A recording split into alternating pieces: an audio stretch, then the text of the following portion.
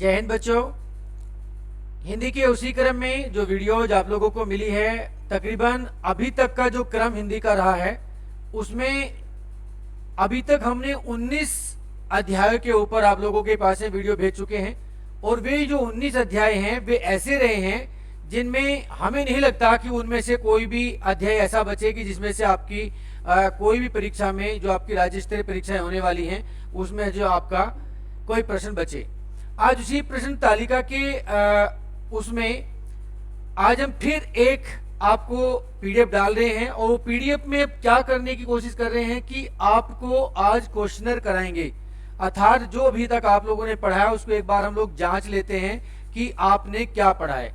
तो ये जो प्रश्न तालिका आप लोगों के सामने है, इसमें आपका प्रश्न और उत्तर दोनों आमने सामने होगा। वो इसलिए है कि आप लोगों के पास बाकी भी बहुत विषयों का लोड है और उसका अगर अलग से प्रश्नावली हम डालते हैं तो वो गलत होता है, क्योंकि आप लोगों को उसको जज करने में टाइम लगता है। और अगर आप अपनी प्रश्नावली को उत्तर के साथ देखते हैं तो वो आपको लोगों के लिए जानना ज्यादा जरूरी हो जाता है। तो इसी प्रश्न तालिका के अवसर पे हम लोग आप लोगों को आज कुछ मिले जुले प्रश्न बताएंगे। और वो मिले जुले प्रश्न कैसे होंगे, देखिए। सबसे पहला प्रश्न हम क्या कर रहे हैं, किस शब्द में उपसर्ग का प्रयोग हुआ है। थोड़ा सा मोटा करना। किस शब्द में उपसर्ग का प्रयोग हुआ है। अभी यही जानना सबसे जरूरी है कि उपसर्ग क्या है। अभी तो कुछ ऐसी महान आत्माएं पड़ी होंगी जो दरोगा बनने की तैयारियां करी हैं कि उनको यह भी कंफ्यूजन होगा कि भाई साहब का उपसर्ग आगे लगता है या प्रत्यय पीछे लगता है। तो पहले उन लोगों का वो डाउट क्लियर कर दूं जो दरोगा बनने की तैयारी तो करके बैठे हैं, एक हाथ में सिगरेट, एक हाथ में चाय का गिलास, पापा का पैसा खर्च हो रहा है और उन्होंने अभी तक ये भी नहीं जाना कि उपसर्ग आगे लगता है या प्रत्यय पीछे लगता है। तो जान ले, उपसर्ग हमेशा क्या है, शब्द के आगे लगता है और प्रत्यय पीछे लगता है। तो उपसर्ग ने किस शब्द में उपसर्ग का प्रयोग हुआ है पूछा है। पहला शब्द क्या है, उपकार। दूसरा क्या है, पढ़ाई। तीसरा क्या है, अपनापन। चौथा क्या है, लाभदायक। देखिए इसमें उपसर्ग कहां लगा है। इसमें उपसर्ग आगे लगा है। पढ़ाई में पै उपसर्ग नहीं हो सकता, अपनापन में नहीं हो सकता, लाभ में नहीं हो सकता। तो कहां लगा है, उपसर्ग लगा है। किसमें, उपकार में लगा है। ये चीजें आप लोगों को देखनी है। और आप क्या करते हो, अपनापन में भी उपसर्ग लगा दोगे, इसका क्या बना दोगे आप, अप। इसका भी अप उपसर्ग बना के लिख दोगे, अप भी उपसर्ग है। फिर कुछ और महान आत्माएं होंगी जो सो रही होंगी, अभी तक वो निकल के आएंगी, वो बोलेंगे नहीं, लाभदायक में लाभ ही है, लाभदायक का लाभ ही क्या है, उपसर्ग है। तो ये गलतियां आप लोग ना करें। दूसरा प्रश्न देखते हैं, वही करना पड़ेगा इसमें डेली। देखिए दूसरा प्रश्न क्या है, इनमें से कौन सी जातिवाचक संज्ञा है। अभी हमने जब संज्ञा का जो पाठ आप लोगों को पढ़ा था, उस संज्ञा में क्या था, थोड़ा सा और मोटा करना इसको। उसमें संज्ञा में क्या था, एक चीज आप लोगों को बताई थी कि संज्ञाएं कितनी प्रकार है। अभी कुछ लोग ऐसे भी होंगे जिन लोगों को यह भी कंफ्यूजन होगा कि संज्ञा क्या है और सर्वनाम क्या है, क्योंकि वीडियो देखा नहीं है। वीडियो कब देखा है, जब चाय पी रहे थे, मुंह में सिगरेट थी, ऐसे देख लिया, कहा वीडियो आई है, बस देख लिया, रख दिया। तो उन लोगों के लिए जरूरी है कि वो जाने कि संज्ञा कितने प्रकार की थी। जातिवाचक संज्ञा से भाववाचक संज्ञा बनाने का हमने एक नियम दिया था, वो क्या था। पहले तो यही जानना जरूरी हो जाएगा आप लोगों की, भाववाचक संज्ञा और जातिवाचक संज्ञा क्या है। तो जातिवाचक संज्ञा, जैसे इसमें से पूछा है जातिवाचक संज्ञा क्या है, तो जातिवाचक संज्ञा वो संज्ञा है जो किसी जाति विशेष को प्रकट करती हो। अर्थात गाय, भैंस, बैल, चोर, मास्टर, अध्यापक, इस टाइप का जो एक पूरे समूह को प्रदर्शित करता हो, वो क्या होगी, जातिवाचक संज्ञा होगी। अभी अगर हम यहां बात करते हैं इसकी, तो क्या है, शब्द क्या है, बूढ़ा। क्या है, बूढ़ा। तो बूढ़ा शब्द जो है ये क्या है, एक समूह है उन लोगों का जो उम्र से बढ़ गए हैं। तो अभी ये क्या बन जाएगा, जातिवाचक संज्ञा बन जाएगा। और पूछा क्या आपसे, जातिवाचक संज्ञा से भाववाचक संज्ञा बनाने के लिए, अगर जातिवाचक संज्ञा से भाववाचक संज्ञा बनाना है तो आपको क्या करना पड़ेगा, बूढ़े में क्या लगाना पड़ेगा, आपको भी पा लगाना पड़ेगा। ये क्या बन जाएगा, बुढ़ापा बन जाएगा। तो जहां भी जातिवाचक संज्ञाएं हैं, उन जातिवाचक संज्ञाओं से अगर आपको कोई भी भाववाचक संज्ञा बनाना है तो शब्द के पीछे क्या हो जाएगा, कुछ जगह प्रत्यय जुड़ने के बाद में आपका भाववाचक संज्ञा बन जाती है। देखिए इसमें क्या होगा, आपका बुढ़ापा होगा, अपनापन में नहीं होगा, सजावट में नहीं होगा, कठोरता में नहीं होगा। नेक्स्ट देखिए आगे, अधोलिखित में से विराम चिन्ह नहीं है। अधोलिखित में से विराम चिन्ह नहीं है क्या है, अभी ये जानना है कि हिंदी में चिन्ह कितने हैं। अभी तक हमने अध्याय नहीं लिया मगर फिर भी हम बता देते हैं कि इसमें आपको ये देखना है कि अल्प विराम जरूर होता है हिंदी में, निर्देशन चिन्ह होता है हिंदी में, निर्देशन चिन्ह होता है हिंदी में, पूर्ण विराम भी होता है। अवतरण किसको कहते हैं, ये चिन्ह नहीं है। अल्प विराम भी एक चिन्ह है, आपका निर्देशन चिन्ह भी एक है, पूर्ण विराम भी है। देखिए अगर हम बात करें अल्प विराम की तो अल्प विराम क्या है, छोटा अल्प विराम। अवतरण निर्देशन चिन्ह की बात करते हैं, निर्देशन चिन्ह क्या है, ये निर्देशन चिन्ह हो गया। पूर्ण विराम की बात करें, पूर्ण विराम हो गया। मगर अवतरण हम किसको बोलते हैं, अवतरण हम उसको बोलते हैं जो किसी पार्टिकुलर टॉपिक के ऊपर या किसी गद्यांश को आपके लिए पढ़ने के लिए रखा गया हो। वो क्या है, किसी विषय के ऊपर लिखी हुई कोई छोटी सी टिप्पणी क्या कहलाती है, अवतरण कहलाती है। याद रहेगी। आगे देखिए, नेक्स्ट देखिए, वाक्य के घटक होते हैं। वाक्य के घटक होते हैं क्या, वाक्य के हमने दो चीजें बताई थी आप लोगों को, एक बताया था उद्देश्य और एक विधेय बताया था। तो उद्देश्य और विधेय क्या होते हैं, दोनों वाक्य के घटक होते हैं। नेक्स्ट, उद्देश्य क्या है और विधेय क्या है, जहां पे कोई भी संज्ञा का काम करने का लक्षण प्रतीत हो रहा हो, और विधेय क्या है, जहां पे लक्षण प्रतीत ना हो रहा हो। नेक्स्ट आगे देखिए, किस विषय में आवा प्रत्यय नहीं है, किस शब्द में आवा प्रत्यय नहीं है। देखिए कौन सा शब्द है जहां पे आवा प्रत्यय नहीं है। अभी बात हुई है कि प्रत्यय कहां लगेगा, शब्द के पीछे कहां लगेगा, पीछे लगेगा। अभी दिखावा, भुलावा, लावा, चढ़ावा, अभी इसमें दिखना है, क्या है, दिखना है। शब्द क्या है, दिखना, दिखने का क्या बन जाएगा, दिखावा। भूलना है, भूलने का क्या बन जाएगा, भुलावा। चढ़ाने का क्या बन जाएगा, चढ़ावा। तो ये भी आपका क्या बनेगा, ये आपका आवा प्रत्यय लगने के बाद, मगर लावा जो है वो आपका नहीं है, इसीलिए आपका आंसर क्या है, ये आपका क्या होगा, लावा आपका सही होगा। नेक्स्ट, ये वाला सही होगा। नेक्स्ट देखिए आगे, हिंदी किस भाषा परिवार की भाषा है। हमने आपको एक दिन बड़े विस्तृत तरीके से हिंदी के बारे में बताया था और ये भी बताया था कि हिंदी में आप लोगों को ये जानना है कि हिंदी का विकास क्रम क्या है। और हिंदी के सही विकास क्रम में हमने आप लोगों को बताया था एक कि हमारी जो भाषाएं हैं, भारतीय भाषाएं, उनको दो हिस्सों में बांटा गया है। एक हमारी क्या है, भारोपीय भाषा है, एक हमारी क्या है, भारोपीय, एक हमारी क्या है, द्रविड़ है। क्या है, द्रविड़ है। तो भारतीय जो भारोपीय भाषाएं हैं उसमें हमारी कौन सी है, खड़ी बोली है, खड़ी बोली है, खड़ी बोली है, राजस्थानी है, भोजपुरी है, मगही है, अवधी है, ब्रजभाषा है। ये सारी किसकी रूप है, ये भारोपीय भाषा का है। और द्रविड़ की आपकी क्या है, आपकी मलयालम है, तेलुगु है, कन्नड़ है। ये सारी किस में आ जाएंगी। तो आपकी हिंदी भाषा को कितने भागों में बांटा गया है, दो भागों में बांटा गया है। पहला क्या है, भारोपीय, दूसरा क्या है, द्रविड़। तो उसका सही उत्तर क्या होगा, भारोपीय। नेक्स्ट देखिए आगे, शुद्ध वर्तनी का चयन कीजिए। हमने वर्तनी के बारे में आप लोगों को एक दिन बहुत ही विस्तृत वीडियो बताई थी और विस्तृत वीडियो में ये कहा था कि भाई जो वीडियो आप लोगों के सामने है उस वीडियो को ढंग से पढ़ लेना। मुझे नहीं लगता कि किसी ने उसको ध्यान से देखा होगा। जो उसमें टॉपिक्स दिए थे कि वर्तनी को कैसे आप गलत और सही देख सकते हैं, उस पर अगर ध्यान देते तो यह प्रश्न का उत्तर आप लोगों के लिए बहुत भारी नहीं होगा। क्योंकि उसमें बताया था कुछ ऐसे गलतियां हैं, कुछ न से गलतियां हैं, कुछ आ से गलतियां हैं, कुछ मात्राओं की गलतियां हैं, कुछ अक्ष से स की गलतियां हैं। तो वही देखना है यहाँ पे। शुद्ध वर्तनी क्या है, वर्तनी में जो लिखा जाता है उसका क्या है, कृपा। क्या कृपा सही होगा, नहीं होगा कृपा सही। क्यों होगा, क्योंकि इसमें कौन सा क्या लगा है, इसमें क्रम वाला रह लगा है, नहीं होगा। कृपा, कृपा, कृप, ये भी कृपा गलत है। क्यों गलत है, क्योंकि इसमें कै में क्रम वाला रह लगा है।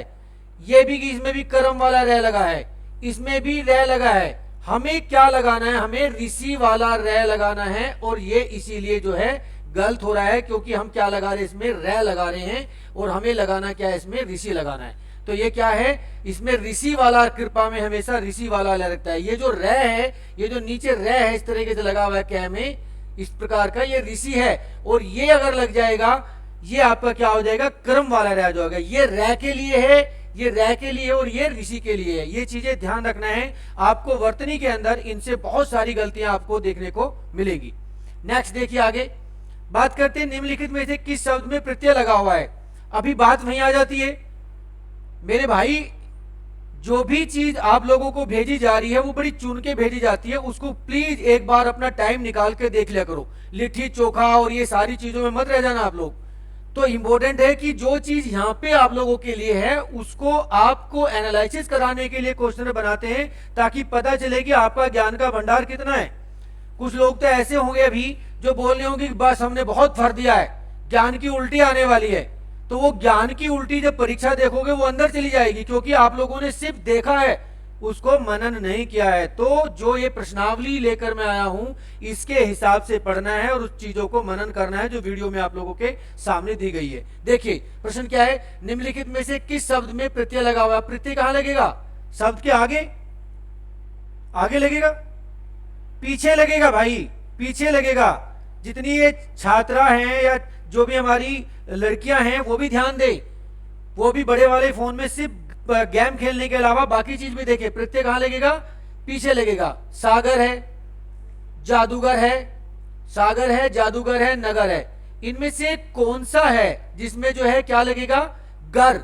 गर प्रत्यय है, किसका है, उर्दू का है। गर क्या है, ये प्रत्यय इसमें जादूगर में लगा है, ये आपको यहां पे देखना है। आगे देखिए इंपॉर्टेंट है, कै वर्ण किसके योग से बना है।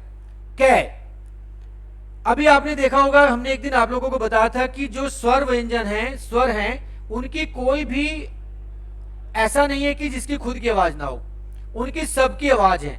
बट स्वर की आवाज से क्या बोले जाते हैं, व्यंजन बोले जाते हैं। तो अगर हम कै वर्ण की बात करेंगे तो कै वर्ण किसकी आवाज से बोला जा रहा है, आ की या छोटी ई की या बड़ी ई की या ए की आवाज से बोला जा रहा है। तो आपको देखना है कि कै की जो बोला जा रहा है, कै में किसकी आवाज निकल रही है, ए की, और ए क्या है आपका, स्वर है।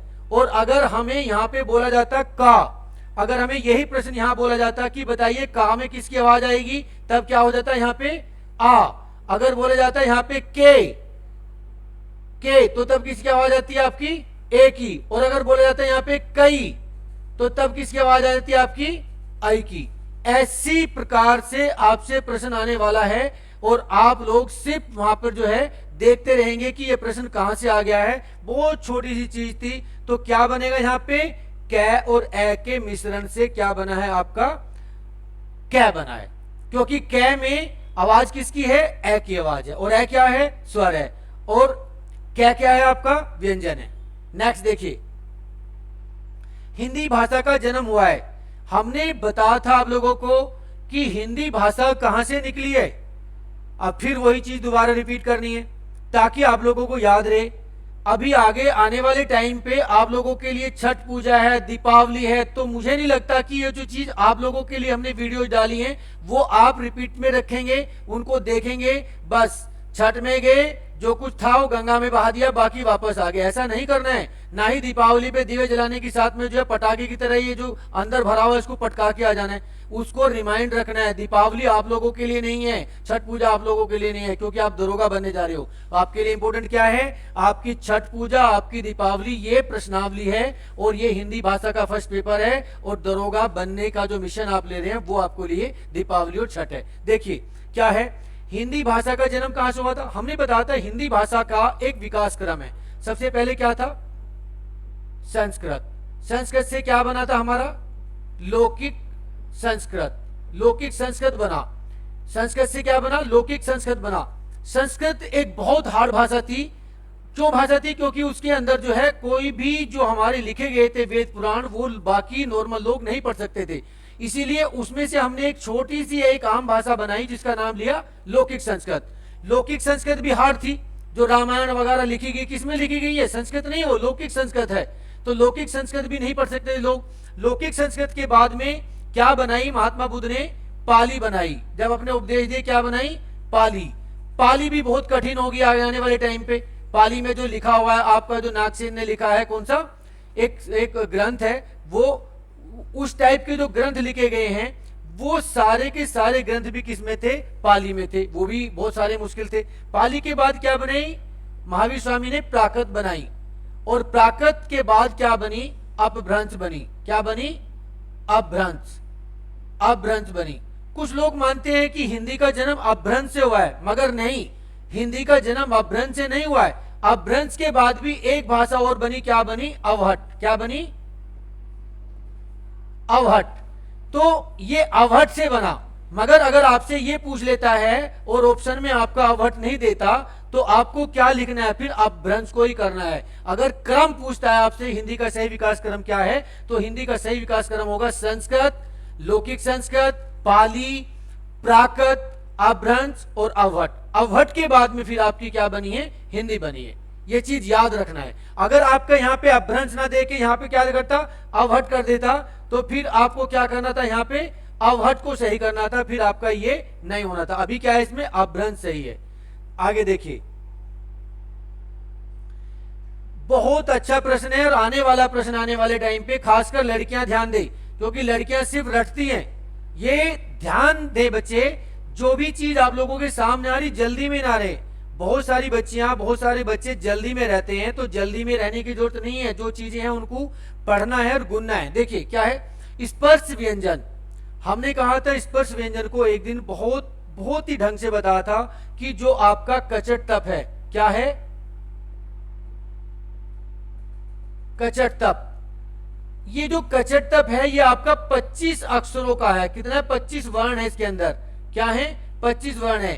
कै वर्ग, चै वर्ग, टै वर्ग, तै वर्ग और पै वर्ग। ये जो हमारा कचट तप है, जितना भी ये 25 वर्ण का जो हमारा एक ग्रुप है, ये हमारा क्या है? ये हमारा सारा स्पर्श व्यंजन है, और ये हमारा स्पर्श व्यंजन कहलाता है। इसकी एक और खासियत है कि आपसे अगर इसमें पूछ लेता है कि बताइए स्पर्श व्यंजन मुंह के कौन से हिस्से से बोले जाते हैं, तो हमने आपको एक चपलाताई वाली ट्रिक दी थी। अगर किसी ने देखी होगी उसको 2-3 बार याद कर लें, क्योंकि इससे प्रश्न आने वाला है। और ये प्रश्न जब आएगा तो 2 नंबर लेकर ही आएगा, तो 2 नंबर ना छोड़ें। आगे बढ़ते हैं। किन वाक्यों में से मिश्र वाक्य कौन सा है? मिश्र वाक्य कौन सा है? देखिए, चोर को देखकर सिपाही पकड़ने दौड़ा, नहीं है। एक साथ पूरी बात कह दी। सेठ जानता है कि नौकर ईमानदार है। नेताजी भाषण देकर चले गए, बात खत्म होगी। बिजली नहीं थी इसीलिए अंधेरा छा गया। मिश्र वाक्य का मतलब है जहां पे दो वाक्यों को, दो बातों को किसी मिश्रित वर्ण से, मिश्रित शब्द से जोड़ा गया हो, वे क्या आपका मिश्र वाक्य है। यहां पे देखिए, हमने इसमें चोर को देखकर सिपाही पकड़ने दौड़ा, चोर को देखकर सिपाही पकड़ने दौड़ा, नहीं, ये बात खत्म होगी। एक ही बार में बात कर दी। मैं खाना खाकर भाग गया, बात खत्म होगी। लड़की आई चली गई, बात खत्म होगी।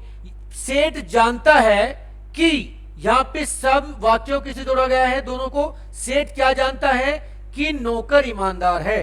तो एक तो बात होगी आपको सेठ के जानने वाली, और दूसरी बात क्या होगी? नौकर के ईमानदार होने की। तो दोनों को किससे जोड़ा गया है? आपका की से जोड़ा गया है। और जहां पे इस प्रकार के की से, एवं से, और से, इस प्रकार से अगर कहीं पे आपको जुड़ा मिलता तो वो आपका क्या होगा? मिश्रित वाक्य होगा। इसमें गलती नहीं करना है। आपका सही क्या होगा? ये होगा, बाकी आपके नहीं है। नेक्स्ट देखिए, वह कौन सा व्यक्ति है जिसने जवाहरलाल नेहरू का नाम न सुना हो? क्या है? वह कौन सा व्यक्ति है जिसने जवाहरलाल नेहरू का नाम न सुना हो? क्या है? किस शब्द से जुड़ा है? यहाँ पे आप लोगों को सिर्फ ये देखना है कि हमारी दो बात हो रही है। वह कौन सा व्यक्ति है, एक बात होगी हमारी। फिर दूसरी बात होगी जवाहरलाल नेहरू का नाम ना सुनाओ, दूसरी बात होगी। अब दोनों बातों को किस शब्द ने जोड़ा है? आपका दोनों बातों को जोड़ा है जिसने। जिसने शब्द ने दोनों वाक्यों को जोड़ दिया है, तो वाक्य क्या बन जाएगा? आपका मिश्र वाक्य बन जाएगा, जिस प्रकार से उदाहरण हमने पिछली बार दिया है। आगे देखिए, इनमें से कौन सा विराम चिन्ह ऐसा है जो हिंदी में अंग्रेजी भाषा से नहीं लिया गया है? कौन सा है? इनमें से कौन सा विराम चिन्ह ऐसा है जो हिंदी में अंग्रेजी भाषा से नहीं लिया गया है? देखिए, सीधी सी बात है, जो विराम चिन्ह हम लगाते हैं ये हिंदी भाषा जो अंग्रेजी भाषा से नहीं लिया गया है, ये सीधा क्या है? आपका हिंदी भाषा का ही था। अंग्रेजी में कहीं भी ये शब्द इस्तेमाल, ये जो चिन्ह है इस्तेमाल नहीं होता। नेक्स्ट, निर्वाह में प्रयुक्त उपसर्ग कौन सा है? कौन सा है? निर है। बिल्कुल आप देख सकते हैं, नीरी नहीं है, नी नहीं है, नी नहीं है। नेक्स्ट आप देखिए आगे, निम्न में से किस शब्द में प्रत्यय का प्रयोग हुआ है? किस में हुआ है? विकल। इसमें क्या है? धनिक, पुलक, अलक। किस में हुआ है? इसमें क्या हुआ है? क्या लगा है इसमें? इसमें क्या लगा है? निक प्रत्यय लगा है, इसलिए क्या बना है? विकल नहीं है, धनिक हो जाएगा। आगे बढ़ते हैं, देखिए यथार्थ में कौन सी संधि है? यथार्थ में कौन सी संधि है? बताइए। दीर्घ संधि है। कौन सी है? दीर्घ संधि है। कैसे है? आ प्लस ए, आ प्लस ए, यथा प्लस अर्थ, यथार्थ, आ प्लस ए, संधि क्या बन जाएगी? आ प्लस ए, आ प्लस ए इक्वल टू आ, क्या बनी? यथा प्लस अर्थ, यथार्थ। क्लियर है? आगे बढ़ते हैं। नेक्स्ट देखिए, निम्न में से तत्सम शब्द का चयन कीजिए। यस, ये चीजें अब आपके देखने वाली है। हमने एक दिन आप लोगों को तत्सम और तद्भव की बहुत सारी ट्रिक्स बताई थी, मगर मुझे नहीं लगता कि किसी ने उसको उत्तर पुस्तिका में डाला होगा। वो अभी तक भी वीडियो में ही होगी। और आप सोचते हैं कि वीडियो में रखा रहने थी, काहे लिखना? अरे भाई लिखना है, उसको निकाल के बाहर निकालिए, उसको लिखना है। क्यों लिखना है? क्योंकि जब तक आप शब्दों को बाहर निकाल के नहीं लिखेंगे, जब तक वो आपका नहीं होगा। वो वीडियो में है, वीडियो की साथ ही वो वापस चला जाएगा जहां से आया था, और आप लोग ऐसी कॉपी में ना मन मार के बैठे रहोगे। तो उसको बाहर निकालना है वीडियो से। वीडियो एक माध्यम है आप लोगों से बात करने का। वीडियो एक माध्यम नहीं है कि आप लोगों के पेट में जाने का कैप्सूल है, आपने उस वीडियो को पेट में डाला और फिर अंदर से जो होगा, ऐसा नहीं है। अगर कोई अध्यापक भी अध्यापन कर रहा है तो उसके लिए भी एक नियम लागू है कि वो जो रात को खाएगा वो सुबह आप लोगों के सामने उल्टी करेगा, और जो रात को नहीं खाएगा वो उल्टी नहीं कर सकता। वोमिटिंग करना है, पढ़ाना वोमिटिंग करना है भाई। जो रात को मुझे आपको पढ़ाना है कल, उसको मुझे रात को अंदर डालना होगा दबा दबा के, और जब मैं अंदर डालूंगा फिर वो आप लोगों के लिए निकालना है कि मैं क्या बैच दे सकता हूँ। वही चीज आपको करना है, आपको लिखना है, अपने हाथों से अपने अंदर डालना है, और जब पेपर आएगा बाहर निकालना है। नेक्स्ट प्रश्न देखिए 18, निम्नलिखित में से तत्सम शब्द कौन सा है? तत्सम शब्द को पहचानने की मैंने ट्रिक बताई थी कि किसी में रे आ जाए या कुछ आ जाए। यहाँ पे क्या है? आपका उद्गम अर्ध व्यंजन का इस्तेमाल हुआ है, अर्ध व्यंजन का इस्तेमाल हुआ है यहाँ पे, इसीलिए क्या हो जाएगा? ये जहां पे अर्ध व्यंजन का इस्तेमाल हो जाए वहां पे क्या हो जाएगा? वह तत्सम बन जाएगा। नेक्स्ट देखिए, भूतकाल के कितने भेद होते हैं? भूतकाल के 6 भेद होते हैं। नेक्स्ट देखिए, निम्नलिखित में से किस वाक्य में अकर्मक क्रिया है? राम पत्र लिखता है, मैं बालक को जगवाता हूं, गेहूं पिस रहा है, गेहूं पिस रहा है, क्या है? अकर्मक क्रिया है। नेक्स्ट, इनमें से कौन सी शब्द समूहवाचक संज्ञा है? समूहवाचक संज्ञा से आप लोगों को बताता, संज्ञा में अगर समूहवाचक संज्ञा है तो आप लोगों को देखना है कि क्या मिठास, सोना ये कोई है? नहीं। क्या होगा? सभा। जहां पे बहुत सारे लोगों के होने का एहसास करा जा रहा हो, बहुत सारी चीजों के होने का एहसास करा जा रहा हो, वो क्या होगा? आपका समूहवाचक संज्ञा होगी। नेक्स्ट आगे, वाक्य के अशुद्ध भाग का चयन कीजिए। क्या था? राम के धनुष भंग करते ही दूसरे राजाओं के वक्ष पर सांप लौटने लगे। कोई त्रुटि नहीं है। क्या है? क्या है इसमें? राम के धनुष भंग करते ही दूसरे राजाओं के किस पर सांप लौटेंगे? किस पर सांप लौटेंगे? वक्ष पर, वक्ष पर। तो यहां पे क्या है? राम के धनुष भंग करते ही दूसरे राजाओं की छाती पर सांप लौटने लगे। तो यहां पे वक्ष का क्या हो जाएगा? छाती पर सांप लौटने लगे। नेक्स्ट, इनमें से किस शब्द में हलंत संबंधी अशुद्धियां हैं? किसमें है? बुद्धिमान में हलंत नहीं लगता है, बुद्धिमान में हलंत नहीं लगेगा, इसलिए बुद्धिमान जो है गलत है। सही है। नेक्स्ट, हाँ नेक्स्ट देखिए, स कौन सा व्यंजन है? अभी अगर आप लोगों से पूछा जाए कि स कौन सा व्यंजन है, तो ये पहले तो यही नहीं आप लोगों ने देखा होगा कि हमारी हिंदी की वर्णमाला में स कितने हैं। कितने स हैं हमारी हिंदी की वर्णमाला में? एक स ये है, दूसरा स ये है, और तीसरा स ये है, और चलो हम यहाँ पे एक और भी लिख देते हैं। ये क्या है? ये हमारा है। ये क्या है। तो अभी बताइए कि इसमें से कौन सा स है? इसमें से स कौन सा व्यंजन है? हमने कहा था कि आप लोगों को बताया था कि अंतस्थ व्यंजन, आपके उष्ण व्यंजन और मूर्धन्य व्यंजन, ये सारे आपको याद करने हैं। तो क्या होगा, से क्या होगा, उष्ण व्यंजन होगा। इसलिए होगा क्योंकि से और षटकोण से और प्लस है, ये सारे आपके क्या हैं, उष्ण व्यंजन हैं। और अगर आपसे अंतस्थ पूछ लेता था वो, तो अंतस्थ आपके क्या होते, ये, रे, ले, वे, ये क्या आपके हो जाएंगे, ये आपके अंतस्थ हो जाते हैं। अगर आपसे संयुक्त पूछ लेता तो संयुक्त तो आपका क्या हो जाता, अक्षय, अज्ञ, त्रय, श्रय, ये आपके क्या हो जाते। और स्पर्श व्यंजन हम ही आपने बताया था कि ये 25 जो थे वे क्या थे, स्पर्श व्यंजन थे। तो आपको देखना है कि संयुक्त व्यंजन आपके कौन से हैं, आपके संयुक्त उसमें कौन से हैं, से है आपके संयुक्त कौन से हैं, अक्षय, अज्ञ, त्रय, श्रय आपके अंतस्थ है, ये, लेवे। और 25 व्यंजन जो हमने बचाया था आपको, कचट तप, ये वाला क्या है आपका ये क्या हो जाएगा, ये आपके क्या है, स्पर्श व्यंजन है। आगे बढ़िए, आगे देखिए, समुद्र मंथन करना का अर्थ है, समुद्र मंथन करना का अर्थ है घोर तप करना, कठोर परिश्रम करना, दृढ़ प्रतिज्ञा करना, उद्देश्य को प्राप्त करना।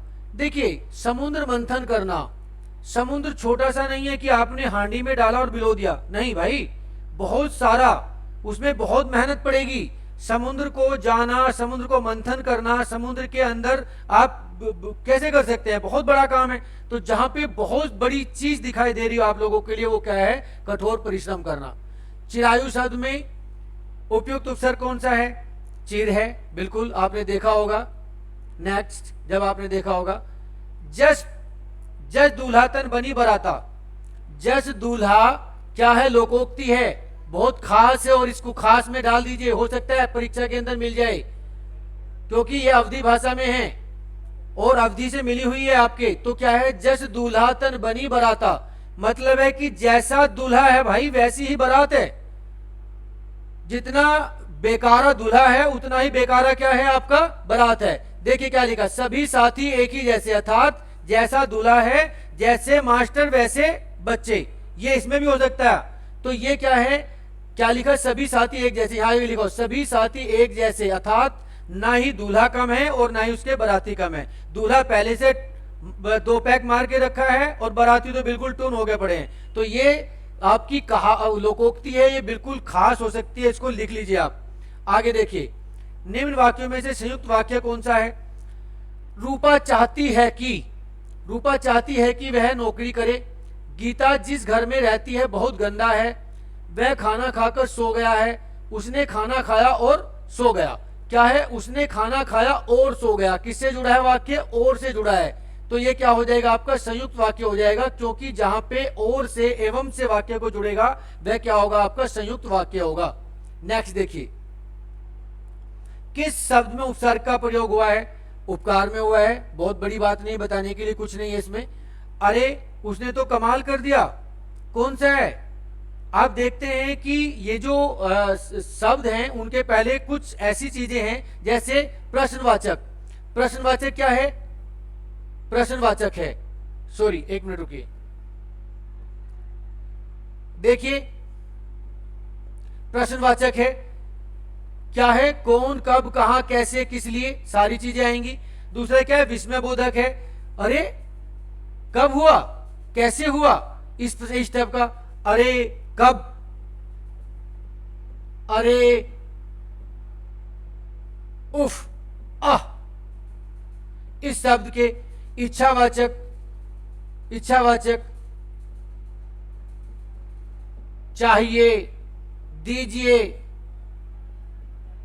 इस पर और निषेधा, मत, नहीं, जहां पे इन प्रकार के शब्दों का इस्तेमाल होगा, जैसे प्रश्नवाचक में आपका क्या, कहां, कौन, कब, कहां, कैसे, किस लिए, प्रश्नवाचक, विषयबोधक, अरे कब हुआ, उफ बहुत गर्मी है, कैसे, ये सब चीजें, इच्छावाचक चाहिए, दीजिए, निषेधावाचक मत, नहीं, इस प्रकार के शब्दों के बीच में आ जाएगा, वो क्या कहलाएगा, आपका इस प्रकार के प्रश्न कहलाएंगे। और इसमें उसने तो कमाल कर दिया, अरे, अरे क्या शब्द हो गया आपका, आपका विस्मय बोधक हो गया है, अर्थात इसमें आश्चर्य की बात हो रही है, किसकी हो रही है, आश्चर्य की बात हो रही है, जहां पे आश्चर्यचकित हो जा रहा हो बात कहते हुए, वह आपका विस्मय बोधक है। नेक्स्ट देखिए, बहाव शब्द में प्रयुक्त प्रत्यय कौन सा है? आव है, बिल्कुल सही है। आगे चलिए।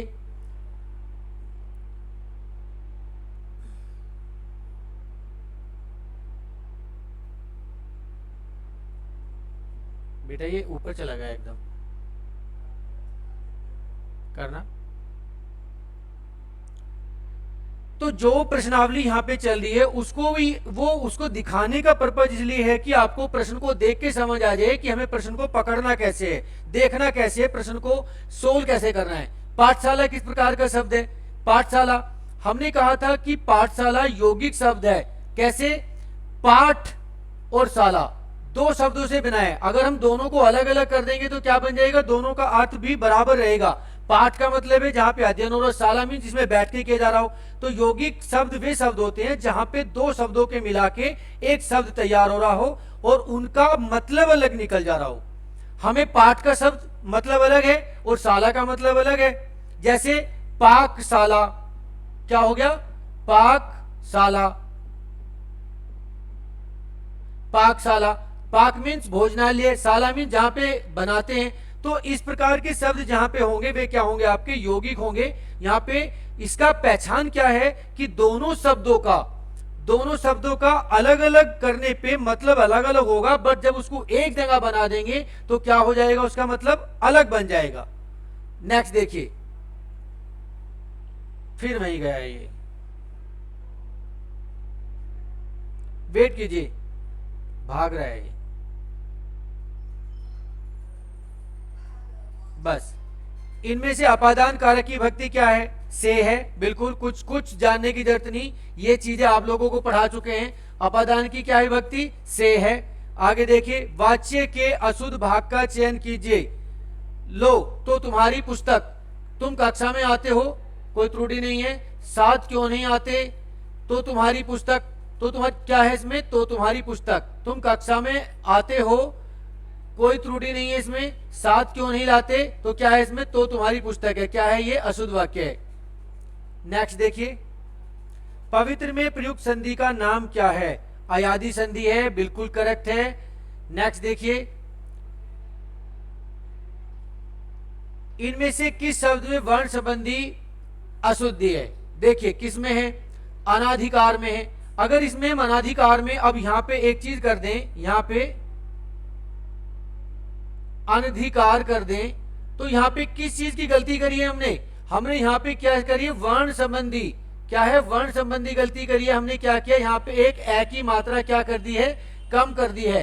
एक ए की मात्रा कम कर दी है। अनुकूल, अमरूद, यहां पे हमने क्या किया है? अनुकूल में मात्रा गलत कर दी है। क्या कर दी?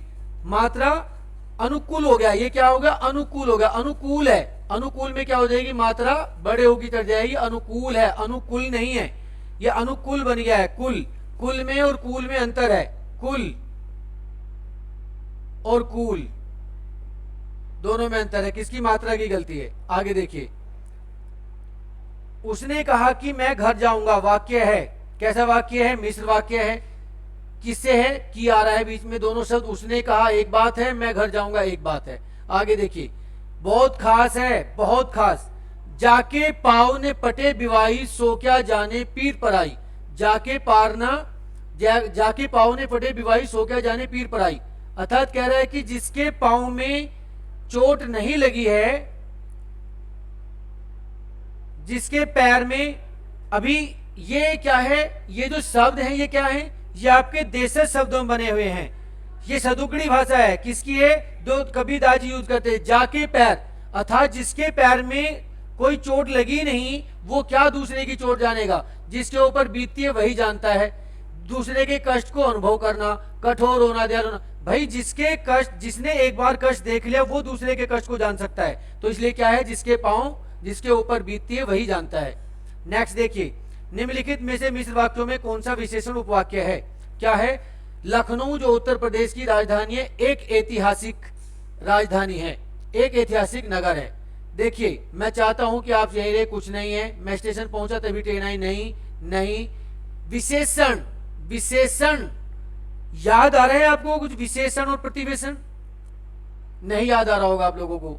वीडियो देखा ही नहीं है, बस मुश्किल से जो वीडियोज मैंने डाली थी उस पर 4 या 5 कमेंट्स हैं। इसका मतलब जो एक्टिव में उन्होंने देखा, बाकी ने सिर्फ देख के वो ऐसे ही पेंडिंग में डाल दिया। कोई बात नहीं, हिंदी का पेपर आने वाला है, 100 नंबर का आएगा। 100 नंबर में से 60 नंबर चाहिए आप लोगों को 33% लाने के लिए, और 50,052 में से 20% से ज्यादा लोग अभी हिंदी में उस स्तर पे नहीं है कि वो परीक्षा पास कर लें। तो जरूरी है कि आने वाली परीक्षा में जो आने वाली है, अगर आप हिंदी को अवॉइड कर रहे हैं, उन वीडियोज को आप सोचे पेंडिंग का वर्क है, तो आने वाले टाइम पे जिस दिन पेपर आपके हाथ में होगा, डेमो पेपर होगा, उस दिन आपकी आंखें खुल जाएंगी और आपको पता होगा कि हिंदी का पेपर आता कैसे है। कल मैं एक पेपर कोशिश करूंगा कि आप लोगों का एक पेपर जो बना हुआ है वो मैं डाल देता हूं, ताकि आप लोगों की आंखें जो बंद है वो खुल जाएं। देखिए क्या है, विशेषण बताया था। विशेषण क्या करता है, किसी चीज की विशेषता बताता है, और विशेषता क्या है, जो बिल्कुल स्पेशल हो। तो यहाँ पे इसमें किसी भी शब्द में कोई ऐसी शब्द नहीं है जो किसी चीज की विशेषता। मैं चाहता हूं कि आप यहीं रहे, कोई विशेषता नहीं है। मैं स्टेशन पहुंचा तभी ट्रेन आई, कोई विशेषता नहीं है। मैं कहता हूं घूम जाओ। हाँ, अगर हम बात करें लखनऊ जो उत्तर प्रदेश की राजधानी है, एक ऐतिहासिक है। ये जो ऐतिहासिक शब्द है, ये क्या है, विशेषण है। किसके लिए प्रयुक्त हुआ है, नगर के लिए प्रयुक्त हुआ है। और ये ही आपका शब्द वहां पे पकड़ना है आपको कि इसमें कौन से जगह पे आपका विशेषण छुपा हुआ है। तो विशेषण कहां छुपा हुआ है, ऐतिहासिक है, अर्थात अलग है, वो इतिहास की घटनाएं जुड़ी हुई है उससे। नेक्स्ट देखिए, इनमें से कौन सा शब्द समूहवाचक प्रत्यय नहीं है। प्रेस, प्रेस नहीं है। लोग भी हैं, लोग क्या है, समूहवाचक है। वर्ग भी समूहवाचक है, गण भी समूहवाचक है। प्रेस जो है अकेले शब्द के लिए प्रयोग होता है। लोगों में बहुत लोग आ सकते हैं, वर्ग में बहुत सारे वर्ग आ सकते हैं, और गण में बहुत सारे जनगण आ सकते हैं। नेक्स्ट, विरोध करने के लिए सही मुहावरा है। क्या है, विरोध करना, सर उठा रहे हैं, आजकल आप बहुत सर उठा रहे हैं बॉस। तो ये क्या है, आपका एक मुहावरा है जो हम प्रयोग करते हैं उन लोगों के लिए जो आपके सामने कभी बोलते नहीं थे और आज वो मुंह खोलने लगे हैं। तो क्या है, विरोध करने का मतलब है आपका सर उठाना। नेक्स्ट, इनमें से किस शब्द में चंद्र बिंदु संबंधी अशुद्धियां हैं। देखिए, पहुंच में गलती है। क्या है, पहुंच में गलती है। अंगना ठीक है, दांत चांद, इसमें आपका चंद्र बिंदु की गलती है। मतेक्य में कौन सी संधि है, मतेक्य में क्या है, वृद्धि संधि है, जहां पे आपका ए ओ का कॉम्बिनेशन होगा, ए आई का कॉम्बिनेशन होगा। ये आपका ए ई ओ ये होगा, ये आपका मतेक्य जो है वृद्धि संधि है। नेक्स्ट देखिए, ऊष्म और संयुक्त किसके प्रकार हैं। बहुत खास प्रश्न हो सकता है दरोगा परीक्षा के लिए। देखना चाहें देख लीजिए, नहीं तो वीडियो को बंद करके डाल दीजिए, कोई प्रॉब्लम नहीं है। व्यंजन का है या स्वर का है, ऊष्म और संयुक्त दोनों किसका है, किसका है, बता सकते हैं। ये ऊष्म और संयुक्त जो है ये वर्णमाला के कौन से हिस्से का पाठ है। वो पूछता है आपसे कि ये व्यंजन का पाठ है और हम कहते हैं स्वर का पाठ है। तो मेरे हिसाब से तो ये स्वर का पाठ होना चाहिए। आप क्या कहते हैं मुझे बताइए। तो छात्रों और छात्राओं, अगर आप लोगों के दिमाग में जरा सा भी कुछ ये शक हो कि हिंदी आराम से पास हो जाएगी रटने से, तो बिल्कुल निकाल दें। आपको अभी तक ये भी नहीं देखा होगा आप लोगों ने कि जो आपका संयुक्त स्वर इसने ऊष्म और ये पूछा है, ये आपका किसका है, ये स्वर का है व्यंजन का है, किसका होगा, व्यंजन का होगा। ऊष्म क्या है आपका, फिर बता देते हैं दोबारा एक बार, इसलिए टाइम आप बोलते सर आगे बढ़िए। आगे बढ़े तो जब आप आगे बढ़ने दोगे तो आगे इसलिए नहीं बढ़ते क्योंकि ये चीज आपकी क्या हो जाती है, पेंडिंग हो जाती है। और हमारा फर्ज बनता है कि वो चीज हम खोल के बताएं जो आप लोगों के लिए जरूरी है। वे स्वर के अंदर कोई भी ऊष्म और संयुक्त नहीं है। किसके अंदर है, व्यंजन के अंदर है। क्या है, पहला ऊष्म क्या है आपका, पहले ही बता दें अभी, से और है। ये क्या था आपका, ये आपका ऊष्म है। ये क्या है आपका, ऊष्म है। अभी संयुक्त की बात करते हैं। संयुक्त में हमने बताया था कि अक्षय, अज्ञ, त्रय और श्रय, ये शब्द क्या था आपका, ये आपका संयुक्त था। तो ये जो हिस्सा है आपसे पूछेगा जरूर, ऊष्म और संयुक्त किसका हिस्सा है, तो ये क्या है, आपके व्यंजन का हिस्सा है, स्वर का हिस्सा नहीं है। नेक्स्ट, राम गया उसने मां को देखा। राम गया उसने मां को देखा का संयुक्त वाक्य कैसे बनेगा। राम ने घर जाकर मां को देखा। राम घर गया अतः उसने माँ को देखा, राम घर गया और उसने माँ को देखा, इनमें से कोई नहीं। बता सकते हैं कौन सा है इसमें, क्या इनमें से कौन सा है? आप नीचे मत देखिए, क्यों नहीं नीचे देखना, क्योंकि उत्तर तो लिखा हुआ है, बट फिर भी आप लोगों को यह देखना है कि वो शब्द जो वाक्य जो आपका बनना वो कैसे बनना। देखिए क्या बन रहा है, राम घर गया, एक बात हुई, किसे जोड़ा? और से, और उसने मां को देखा, तीन बात होगी, एक बात, दो बात और तीसरी बात। पहले राम घर गया, उसने मां को देखा, उसने मां से मिला और फिर मां को देखा होगा, तो तीन बात हुई, घर गया, उसने मां को मिला और फिर मां को देखा। तो ये जो तीन बातें एक साथ मिली हैं, उसमें कैसे होगा? राम घर गया और उसने मां को देखा। तो शब्द किससे जुड़ा? दो से जुड़ा। नेक्स्ट, निम्नलिखित में से तत्सम शब्द का चयन कीजिए। बिल्कुल मैं बताऊंगा नहीं, मैंने एक चीज बहुत क्रम से बताई थी आपको कि जहाज में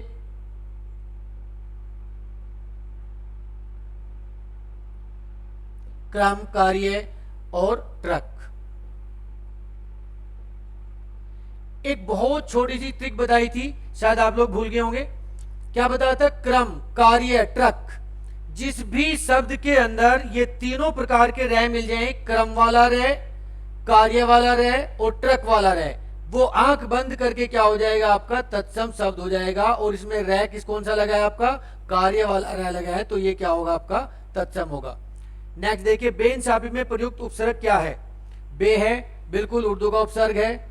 बेईमान, बेइज्जत, बेखबर, बेपरवाह, ये सब किसके हैं? उर्दू के हैं। किस शब्द में उपसर्ग नहीं है? ओढ़ना में नहीं है, बिल्कुल सही है। इसमें पर है, इसमें अप है, इसमें प्र है, उसमें नहीं है। पुरोहित में उपसर्ग क्या है? पुरः है, बिल्कुल सही है, यहाँ पे पुरः है, ध्यान देना है आप लोगों को, संस्कृत का उपसर्ग है। इनमें से किस शब्द में लिंग प्रत्यय संबंधी अशुद्धियां हैं? किसमें? गायिका, नारी, अनाथा, गोपी। अनाथा, किन में से किस शब्द में लिंग प्रत्यय संबंधित गलतियां हैं? किसमें है? नारी में है। Okay, next. अब देखिए, नाश कर देना के लिए सही मुहावरा क्या होगा? नाश कर देना के लिए सही मुहावरा होगा आपका पानी भरना, आंख में पानी में आग डाल लगाना, पानी भरना, पानी फेर देना और पानी पानी होना। कौन सा होगा? नाश कर देना के लिए, नाश कर देना के लिए सही मुहावरा क्या होगा? बताइए। पानी में आग लगाना, पानी भरना, पानी फेर देना, पानी पानी होना। अर्थात सारी की सारी चीजों पे क्या कर दिया? पानी भर दिया, खत्म कर दी हर चीज, तो क्या होगा? यहाँ पे पानी भरना होगा। तो ये आपका जो प्रश्नावली थी 51 क्वेश्चंस की, इस प्रकार की प्रश्नावली हम लोग इसलिए लेकर आ रहे हैं, मन था कि हम लोग संधि पढ़ाएं, बट मुझे जो कमेंट्स मैंने देखे, आप लोगों का जो रेस्पॉन्स देखा, उसको देख के लगा कि नहीं, अभी पेपर को पीछे जाने की वजह से आप लोग गुंडली मार के बैठ गए हैं और सोचते हैं कि क्या जरूरत है, हिंदी को छोड़ दीजिए, बाद में हो जाएगी।